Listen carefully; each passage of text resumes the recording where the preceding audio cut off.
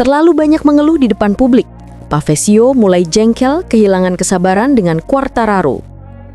Ada kalanya perjalanan seorang pembalap di dunia balap tidak hanya ditentukan oleh kecepatan dan nyali, tetapi juga oleh kemampuan menjaga sikap di tengah badai tekanan.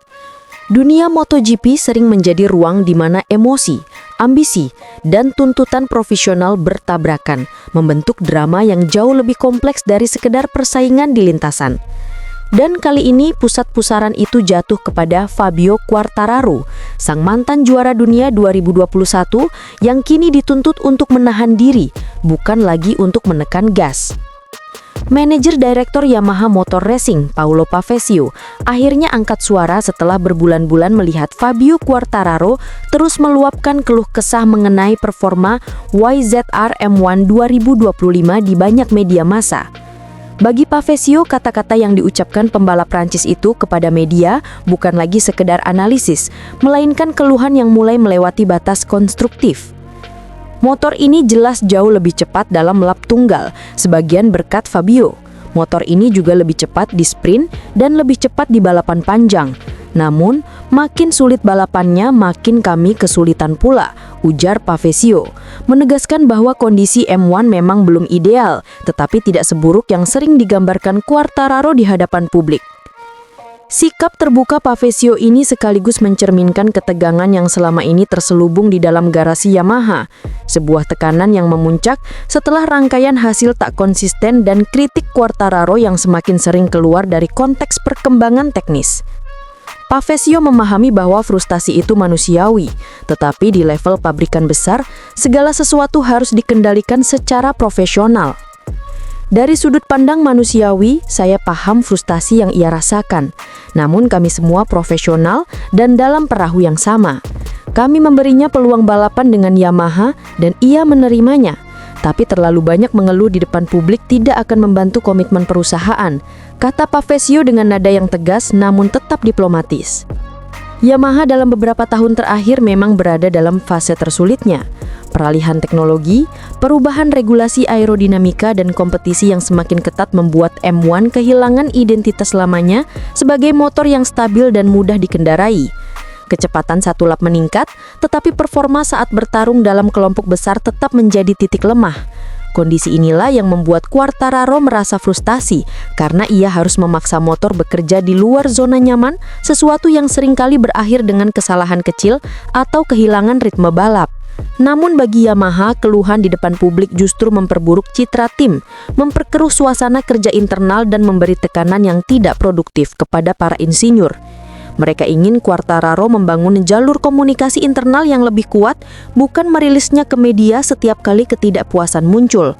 Menariknya, di balik ketegangan ini, muncul kabar yang membuat persoalan menjadi semakin rumit. Sejumlah sumber dari paddock melaporkan bahwa Quartararo telah membuka pembicaraan lagi dengan Aprilia Racing untuk kemungkinan menggantikan Jorge Martin di musim MotoGP 2027. Seakan mengulang situasi tahun 2024 ketika ia sempat berbicara dengan Aprilia sebelum akhirnya memutuskan bertahan bersama Monster Energy Yamaha untuk periode 2025 sampai 2026. Spekulasi ini memperkuat dugaan bahwa Quartararo tidak sepenuhnya percaya dengan arah pengembangan Yamaha ke depan. Meski menerima perpanjangan kontrak, dia tampaknya membuka peluang untuk masa depan yang lebih stabil di tim lain jika situasi tidak berubah. Bagi seorang juara dunia yang terbentuk melalui gaya berkendara agresif dan kepekaan terhadap motor, rasa aman pada mesin adalah fondasi utama. Ketika itu goyah, hubungan pembalap pabrikan ikut goyah. Namun dari sudut pandang Yamaha, mereka merasa telah memberikan komitmen besar untuk membangun kembali M1, termasuk mendatangkan insinyur Eropa, melakukan perubahan konsep, serta mengalokasikan anggaran lebih besar untuk riset. Bagi mereka, kesabaran dan komunikasi internal adalah hal yang penting untuk menjaga stabilitas proyek jangka panjang. Di sisi lain, komentar terbuka Pavesio menunjukkan bahwa batas toleransi internal Yamaha telah terlewati. Biasanya, kritik terhadap pembalap disampaikan secara tertutup. Namun kali ini Pavesio memilih berbicara di depan publik, sebuah sinyal bahwa situasi harus dikendalikan sebelum semakin memburuk. Mengelola seorang pembalap bertipe emosional seperti Quartararo memang penuh tantangan. Ketika merasa percaya diri, dia bisa menjadi salah satu pembalap paling mematikan di lintasan. Tetapi ketika ia kehilangan percaya pada motornya, performanya langsung terjun bebas, dan keluhannya keluar dalam bentuk yang sulit dikendalikan. Hal itu pernah terjadi pada akhir 2022, sepanjang musim 2023, dan kini kembali terulang pada 2025. Yamaha sebenarnya memahami dinamika ini, tetapi mereka ingin Quartararo menunjukkan kedewasaan baru sebagai pembalap senior yang sudah berusia 26 tahun. Apalagi proyek pengembangan M1 benar-benar sedang memasuki fase penting. Kritik internal bisa membantu, tetapi keluhan publik bagi Yamaha hanya membuka luka baru dan mengalihkan fokus dari progres nyata yang sudah dicapai. Di tengah situasi rumit ini, masa depan Quartararo di MotoGP berada dalam tanda tanya besar. Jika Yamaha gagal menunjukkan peningkatan signifikan di fase awal 2026, besar kemungkinan negosiasi dengan Aprilia akan berkembang menjadi langkah nyata. Marc Marquez tegaskan, Ducati dan dirinya butuh Pecco untuk kembali di 2026. Dalam dunia balap yang penuh dinamika, ada kalimat-kalimat sederhana yang maknanya jauh lebih besar daripada bunyinya. Dalam tekanan yang mendidih dari persaingan MotoGP, di mana setiap pembalap terus menantang batas dirinya sendiri, kata-kata bisa menjadi arah, penuntun, sekaligus peringatan. Di tengah riuhnya persiapan menuju musim baru, Marc Marquez mengucapkan kalimat yang terasa tenang, namun jelas mengandung bobot besar bagi Ducati. Mereka membutuhkan Pecco kembali ke level terbaiknya pada musim 2026. Sebuah pernyataan yang tidak hanya menjadi isyarat internal, tetapi juga pesan bahwa masa depan Ducati tidak hanya bertumpu pada kecepatan, melainkan pada keharmonisan seluruh elemen tim.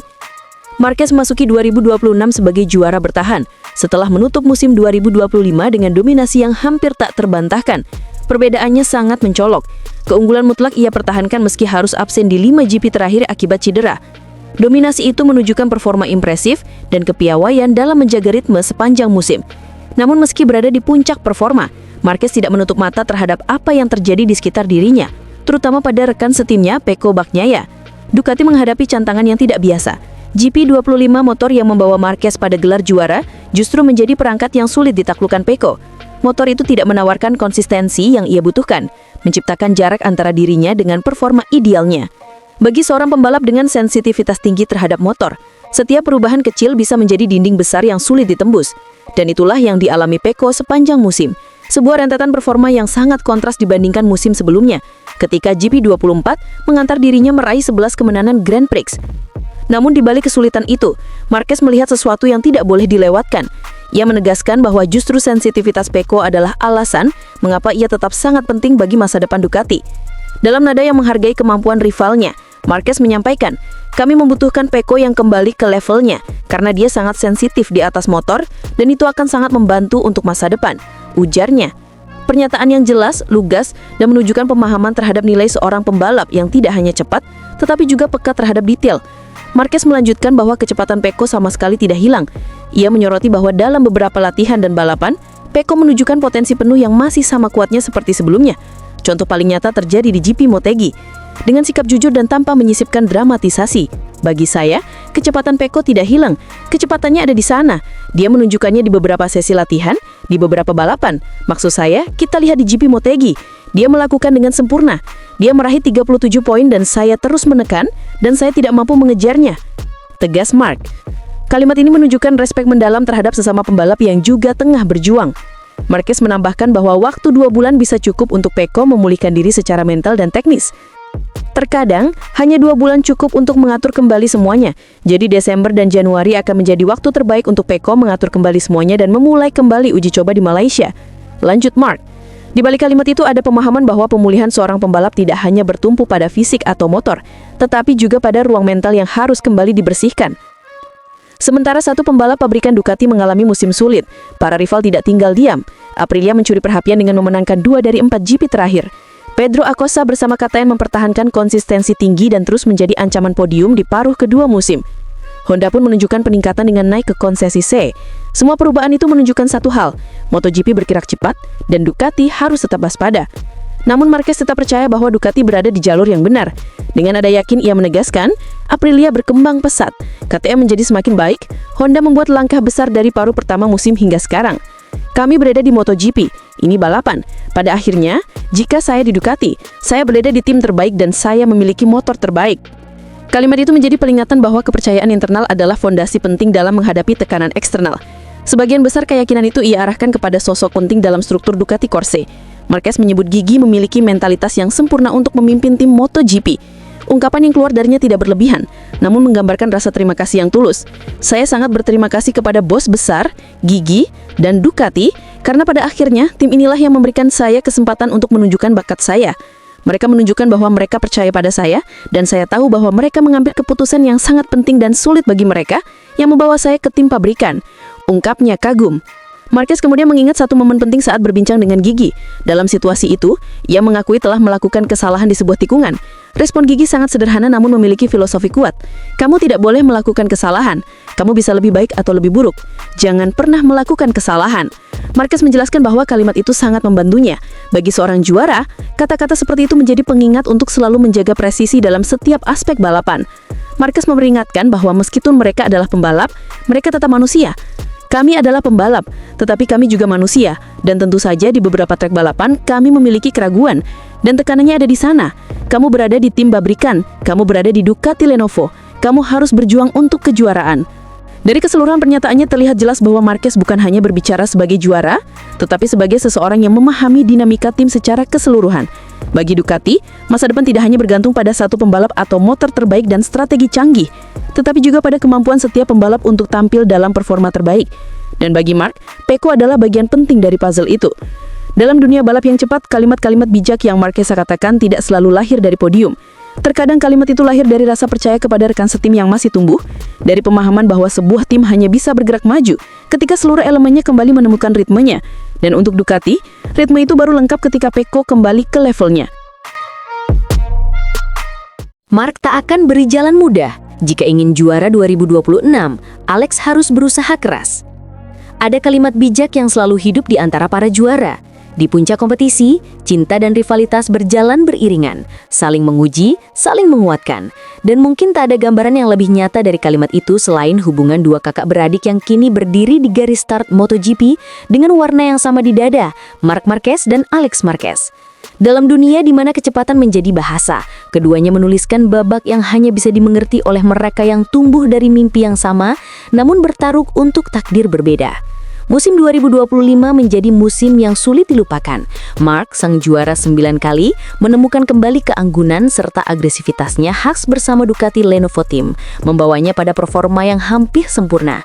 Namun yang tak pernah ia bayangkan adalah kenyataan bahwa rival terberatnya justru adik yang ia bimbing dan ia lihat tumbuh dari minimoto hingga kelas utama. Bagi Marc, menghadapi Alex bukan hanya soal mengalahkan pembalap lain, melainkan menghadapi cermin dari perjalanan hidupnya sendiri. Dalam sebuah wawancara, Marc berbicara dengan nada yang jujur, tanpa polesan, mengakui bahwa perjalanan tahun ini memberikan sensasi yang belum pernah ia rasakan. Target saya tahun depan jelas gelar dunia, tetapi yang tidak saya bayangkan adalah rival yang harus saya kalahkan justru adik saya sendiri, ujarnya. Kalimat itu mengalir seperti ketulusan yang memadukan kebanggaan dan beban, karena tak semua orang diberi kesempatan bertarung melawan seseorang yang juga merupakan bagian terdekat dalam hidupnya. Dialah yang harus saya lawan sampai akhir. Ini adalah musim yang unik dan bersejarah. Musim yang sangat kami nikmati, karena dalam kebanyakan balapan yang kami jalani, kami bertarung sampai lap-lap terakhir. Lanjut pembalap 32 tahun itu. Ada kilatan emosional yang sulit disembunyikan, bukan kesedihan, bukan pula ketegangan, melainkan rasa hormat yang begitu dalam terhadap Alex, pembalap yang kini berdiri sejajar dengannya, bukan karena nama belakangnya, tetapi karena kecepatannya. Kisah keduanya bukan sekedar cerita dua saudara yang kebetulan berada dalam olahraga yang sama. Mereka adalah simbol dua garis hidup yang saling berpotongan, membawa kehangatan keluarga ke jantung mesin 300 tenaga kuda, merangkai persaudaraan dan rivalitas menjadi sebuah tarian yang mengundang decak agung para penonton MotoGP. Setiap pertarungan mereka di tikungan terasa seperti bab dalam novel yang ditulis oleh takdir, keras, indah, dan tak bisa diprediksi. Ketika ditanya hasil apa yang akan ia pilih untuk musim 2026, Mark sempat terdiam sejenak. Sebuah pertanyaan yang bukan hanya mengenai gelar, tetapi juga mengenai seorang kakak dan seorang adik yang sama-sama mengejar mimpi. Apakah ia rela menukarkan kesempatan meraih gelar dunia ke-10 demi melihat Alex menggenggam gelar dunia pertamanya di kelas para raja? Jawaban Mark membuat ruangan terasa lebih tenang. Kedua hasil itu akan membuat saya bahagia. Namun jelas jika itu harus jadi gelar pertama Alex, maka ia harus bekerja keras karena saya akan bikin jalannya sulit. Ungkapnya dengan senyum yang mencampurkan cinta dan kompetitivitas. Kalimat yang sederhana tetapi kuat. Alex tak akan diberi jalur mudah bahkan oleh kakaknya sendiri. Di dunia para juara, cinta tidak berarti mengalah. Cinta berarti mendorong seseorang untuk mencapai puncak dengan tangannya sendiri. Namun saya bakal senang dengan keduanya, mengingat saya juga sama senangnya ketika menang sendiri atau dia yang menang, ungkap Mark. Kalimat itu seperti titik akhir yang lembut, menghubungkan semua ketegangan menjadi satu kesimpulan yang jernih. Bagi Mark, persaingan ini bukan tentang siapa yang lebih layak, melainkan tentang perjalanan mereka bersama. Ia tahu betapa besar potensi Alex, dan ia tahu bahwa adiknya sudah berdiri di garis yang tepat. Tetapi sebagai pembalap, sebagai kakak, ia juga mengerti bahwa gelar dunia tidak akan pernah memiliki nilai jika diberikan, bukan diperjuangkan. Persaingan Marquez bersaudara ini menjadi magnet besar bagi para penggemar. Masing-masing membawa gaya berbeda, karakter berbeda, namun dengan tujuan yang sama, yaitu menjadi yang terbaik. Mark dengan agresivitas yang sudah menjadi ciri khasnya, masih menunjukkan ketajamannya dalam membaca celah dan membuat keputusan cepat di lintasan. Ia menjadi contoh sempurna bagaimana seorang pembalap berpengalaman memadukan insting dan strategi. Sementara Alex menunjukkan kematangannya dengan cara yang berbeda, lebih halus, lebih terkontrol, namun efektif. Ia telah meninggalkan bayang-bayang masa lalu dan berdiri sebagai pembalap mandiri yang berhak berada di barisan depan. Ducati sendiri tentu menikmati fenomena ini, meskipun situasinya kompleks. Dua pembalap yang berada dalam satu keluarga dan di atas satu mesin yang sama, bertarung untuk gelar yang sama menciptakan dinamika unik yang bahkan jarang terjadi dalam sejarah MotoGP. Namun bagi mereka ini adalah bentuk tertinggi dari keberhasilan. Dua motor mereka dipimpin oleh dua pejuang yang memiliki sejarah yang paling pribadi di antara semua rival di grid. Yang menarik dari cerita ini bukan hanya persaingannya, tetapi kualitas hubungan Mark dan Alex. Mereka bertarung, tetapi tetap saling mendukung. Mereka saling menekan, namun tetap saling menjaga. Inilah apa yang membuat kisah ini begitu manusiawi. Di atas motor, mereka adalah gladiator. Setelah bendera finish, mereka kembali menjadi kakak dan adik. Saat musim 2026 semakin dekat, ketegangan yang dibangun oleh musim 2025 terasa seperti awal dari kisah besar yang baru. Apakah Mark meraih gelar ke-10 yang selama ini menjadi puncak karirnya? Ataukah Alex menulis sejarah baru sebagai juara dunia MotoGP untuk pertama kalinya? Jika salah satu dari mereka harus memenangkan segalanya, apakah hubungan mereka tetap sekuat ini? Pertanyaan-pertanyaan itu tidak membutuhkan jawaban sekarang, karena bagian terindah dari cerita adalah menunggu bagaimana lembar berikutnya ditulis. Yang pasti satu hal, seperti kata Mark, siapapun pemenangnya, jalannya tidak akan mudah, karena pembalap di seberangnya bukan hanya rival, melainkan darahnya sendiri. Di dunia di mana kecepatan menentukan segalanya, dua saudara ini membuktikan bahwa hati kadang lebih cepat daripada mesin. Dan itulah yang membuat perjalanan mereka begitu mustahil dilewatkan. Lorenzo sampai peringatkan, Marc Marquez harus waspada jika Acosta dapat Ducati di 2027. Dalam dunia balap ada satu prinsip sederhana namun abadi. Bakat adalah anugerah, tetapi kemampuan membaca masa depan adalah keunggulan yang lebih langka. Seorang juara sejati bukan hanya menguasai lap demi lap, tetapi juga memahami gelombang yang akan datang. Itulah yang membuat pernyataan Jorge Lorenzo kali ini terasa begitu tajam, begitu tenang, namun punya daya hantam besar bagi siapapun yang mengikuti dunia MotoGP. Dalam beberapa pekan terakhir, lanskap MotoGP kembali memanas setelah pembicaraan serius mengenai kemungkinan Pedro Acosta bergabung dengan salah satu tim Ducati pada musim GP 2027. Pembalap muda yang dijuluki El Tiburon itu memang menjadi magnet perhatian sejak debutnya pada MotoGP 2024. Dan baru-baru ini Lorenzo, seorang legenda dan analis paling lugas, mengirimkan sebuah peringatan yang langsung mengarah kepada Marc Marquez, sang juara dunia MotoGP 2025 yang sedang berada dalam performa terbaik bersama Ducati Lenovo Team. Lorenzo tidak berbicara panjang lebar. Ia tidak perlu, sebab setiap kalimat yang keluar sudah cukup untuk membuat publik mengangkat alis. Ia memulai dengan membandingkan era balap dulu dan kini, sebuah gambaran yang menunjukkan betapa sulitnya adaptasi pembalap muda modern. Kini hal itu lebih sulit terjadi. Moto2 tak punya elektronik, dan MotoGP seperti pesawat angkasa, bedanya terlalu besar. Anda harus adaptasi dengan hal yang sangat berbeda dan harus melakukannya dalam kesempatan tes yang sangat sedikit. Ucapan ini bukan basa-basi. Sebagai mantan juara dunia dan salah satu pembalap paling presisi dalam sejarah, Lorenzo mengerti betul bahwa tantangan terbesar dalam MotoGP modern bukan sekedar kecepatan, tetapi kemampuan memahami elektronik rumit yang mengendalikan karakter motor era sekarang. Ia tahu bahwa perbedaan antara Moto2 dan MotoGP bukan sekedar angka tenaga kuda. Itu adalah dua semesta berbeda. Namun di tengah tantangan itu, Lorenzo melihat satu sosok yang mampu menembus batas tersebut, yaitu Pedro Acosta. Dengan tenang, ia menegaskan bahwa Acosta adalah pembalap muda yang paling mendekati aura dua legenda besar, yaitu Max Biaggi dan Marc Marquez. Sebuah pengakuan yang jarang sekali keluar dari mulut Lorenzo, mengingat ketatnya standar yang ia miliki terhadap generasi baru. Ia kemudian melanjutkan dengan nada yang sedikit lebih dalam, menyoroti apa yang terjadi di musim debut Agosta. Satu orang yang mungkin bisa melakukan apa yang Biaggi lakukan sebenarnya adalah Pedro. Pada tahun debutnya, andai ia memiliki Ducati, sudah pasti akan tampil lebih baik daripada saat ia menggunakan KTM. Pernyataan ini langsung memicu reaksi. Ducati dikenal sebagai motor paling lengkap, stabil, dan efisien dalam MotoGP modern. Dan Lorenzo mengatakan dengan sangat jelas, Acosta dengan Ducati akan jauh lebih menakutkan daripada Acosta dengan KTM. Dalam satu kalimat itu, Lorenzo seakan membuka pintu skenario masa depan. Sebuah masa di mana Acosta tidak lagi dibatasi oleh motor yang menurutnya kurang kompetitif, tetapi didukung mesin yang telah membawa banyak pembalap ke puncak. Pembahasan semakin memanas ketika Lorenzo mulai menyentuh nama Marc Marquez, orang yang baru saja melanjutkan dominasinya melalui gelar dunia MotoGP 2025. Lorenzo tidak meremehkan Marquez, ia justru menyebutnya sebagai pembalap yang lebih lengkap, kuat, dan matang. Tetapi ia tidak menutupi fakta bahwa perbedaan usia 11 tahun dapat menjadi faktor besar dalam adu nafas panjang. Inilah bagian paling tajam dari analisis Lorenzo, dan sekali lagi, ia menyampaikannya dengan jernih. Acosta dengan Ducati akan sangat berbahaya bagi Marquez. Marquez sangat kuat dan tentu lebih komplit dari Pedro. Namun Acosta punya keuntungan usia muda, ia belum mengalami cedera besar, masih utuh dan sangat kuat. Dia juga bekerja sangat keras, pungkas Lorenzo. Kalimat itu seperti garis merah yang digoreskan Lorenzo di tengah papan analisis. Bukan ancaman, bukan juga pujian semata, tetapi sebuah peringatan profesional.